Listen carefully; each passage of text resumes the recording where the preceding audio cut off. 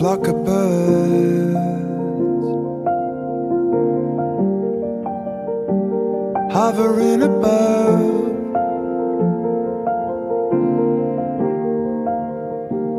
Just a flock of birds.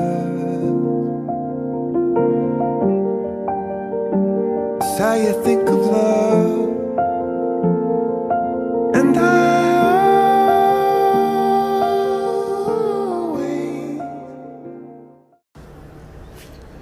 Hello, welcome to podcast number 2. I'm Jay Cook. I am not an astrologer. I am the astrologer. Tonight we will be wandering once more through my mind. Today I've been thinking about some very important things. And one thing that I'm going to be talking about tonight that's been on my mind today is how astrology and vocabulary are linked. That astrology gives us a vocabulary that's very, very important to our own self-development, to our own optimization of ourselves, to our own self-evolution. Tonight's podcast is about how astrology gives us vocabulary that helps us describe and control what was once indescribable and uncontrollable. So one more time, astrology gives us vocabulary that helps us describe and control what was once indescribable and uncontrollable. You might be thinking, what the heck are you talking about, man? Well, I'll illustrate a few points using a few of the different signs, and we'll discuss how astrology has been able to give me a vocabulary, clearer definitions of words. It's not that these words weren't in my vocabulary, but once I was able to relate them to different signs, planets, houses of the zodiac, of the horoscope, then I was able to understand different facets of myself and how I should and should not express those things. So what was once indescribable, what was once just a feeling that I felt and knew was there but couldn't really fully describe and couldn't really control because I didn't really know where it started and where it ended. You see, astrology with 12 signs and 12 houses can also help us define boundaries. And vocabulary helps us do the same thing. A word comes with a definition or definitions. And those definitions help us to understand ourselves and our environment and our feelings and our emotions and all the different facets of ourselves across many levels of existence. So you take Scorpio, for instance, who has an innate ability to feel and sense when a value is right or wrong. Scorpio might get sick when its mind is focused on something that it no longer values, but it's trying to hold on to or still trying to work on developing. For a Scorpio, if it no longer feels like it should rent this apartment, but it should buy that house, and it continues to focus on the growth and development of the apartment, it will start to feel sick and it won't know why. And this is because of an innate understanding that for Scorpio, its value is ever changing, to be able to let go of something.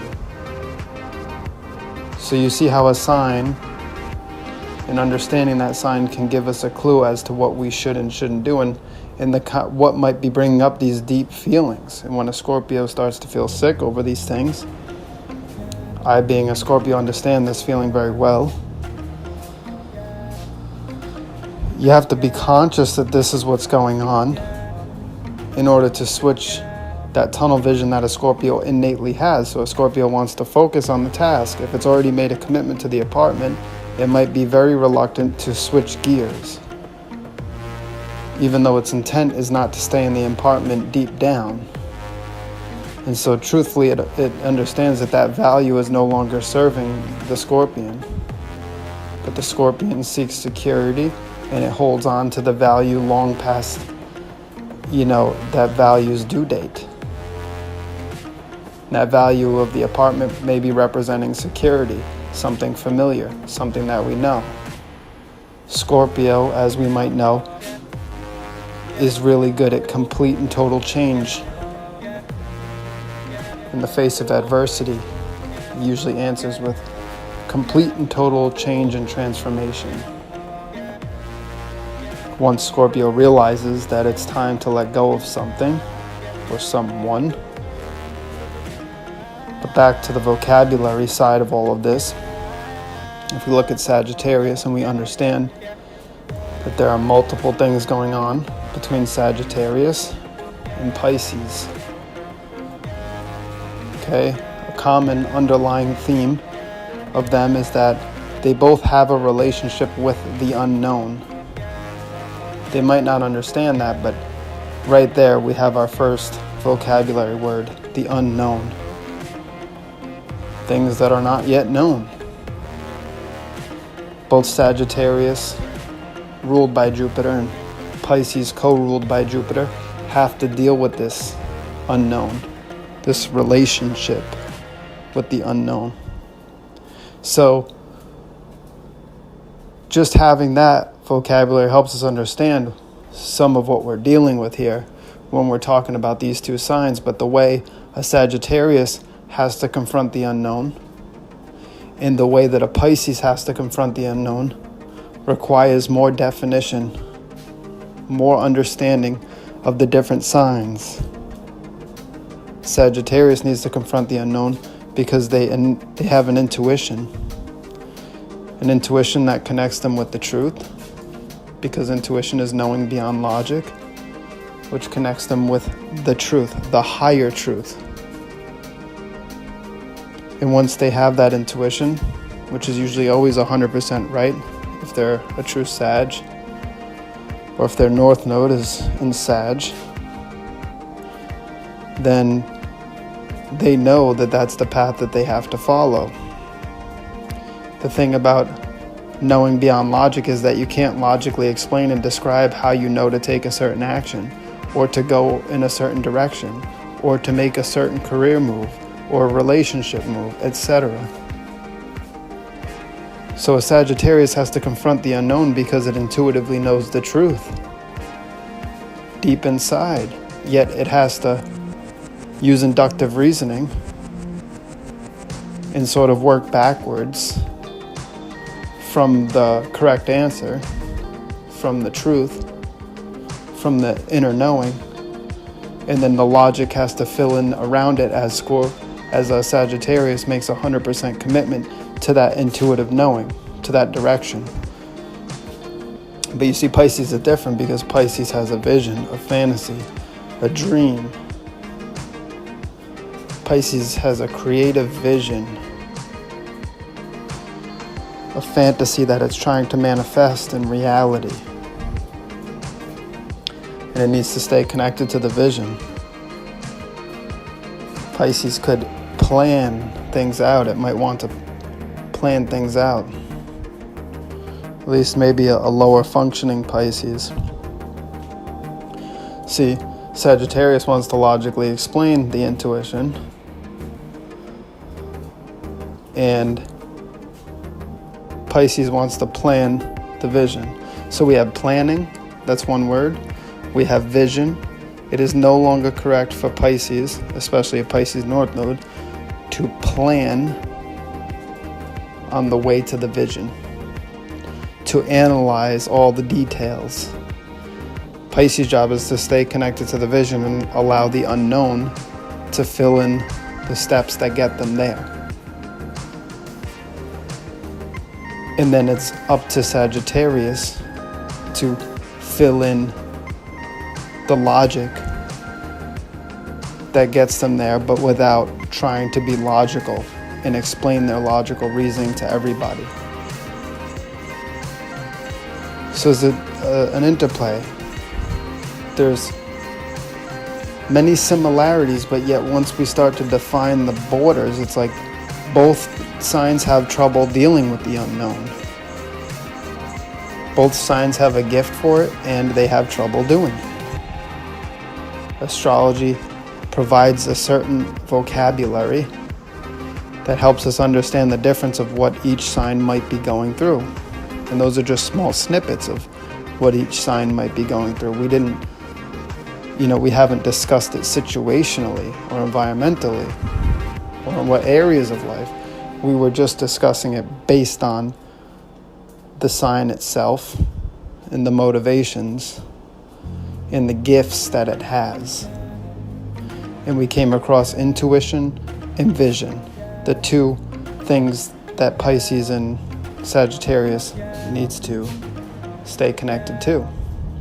And we came across planning and logic, the two things that Pisces and Sagittarius needs to detach from. Pisces wants to plan because it's nervous it won't get its vision, so it'd rather daydream. So it turns into a lot of daydreaming. And Sagittarius would rather spend its time explaining itself and maybe even debating with others, trying to manipulate others into seeing the truth that they see rather than just follow their intuition and allow the universe to organize around it. Before, they just had these feelings, and some feelings were intuitive, and then they had thoughts which were logical, and it's tough to tell the difference between this and that. And then there's this relationship with the unknown, but we don't even realize we're having it because we haven't consciously called attention to it and given awareness to it.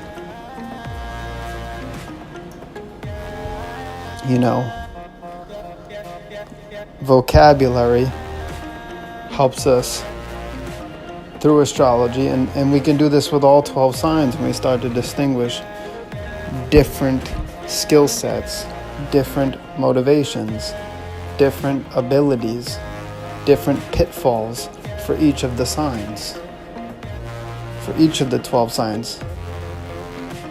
And then astrology has given us a gift because it allowed us to tap into that vocabulary, to understand each sign in each house, in each planet, to associate certain words and definitions with them. Sometimes certain words and definitions applying to multiple signs or multiple houses or multiple planets, but in different ways. So you have Jupiter, which can represent values. You have Neptune, which can represent values. Same vocabulary word, same meaning, but yet Jupiter represents conscious values. Neptune represents unconscious values. And then you get over to Venus, which is that creative intelligence we were talking about yesterday. And when we start to put all this together, we start to realize what we have with astrology. Well, one of the many, many things we have with astrology is an ability to categorize certain feelings that were once indescribable.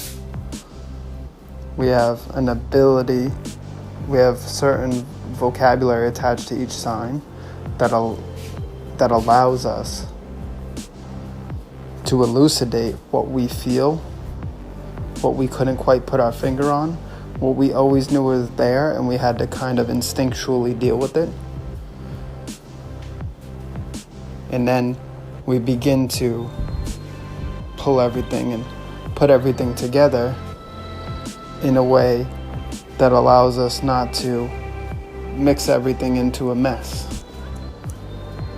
You don't want to muddy the waters by confusing the unknown that Sagittarius has to deal with the unknown that Pisces has to deal with. And moving forward in the future, it's good to keep this in mind.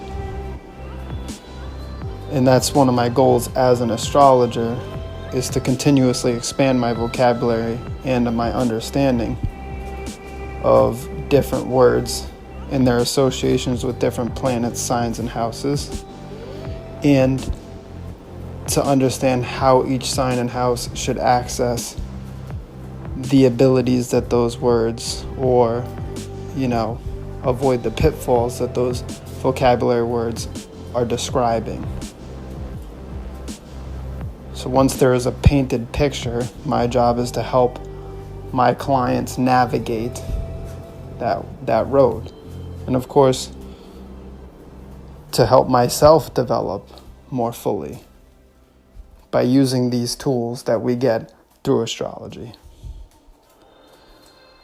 So this has been episode 2 of Not All Who Wander Are Lost. I think that's what we're just going to call this podcast from now on. And we'll be wandering more tomorrow night, discussing some more stuff, see what's on the docket then. Fortunately, it all just comes to my mind on the day, so it will be a surprise. And everybody have a good night. Flock of birds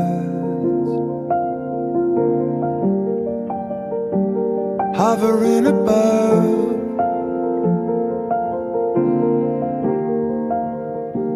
just a flock of birds. It's how you think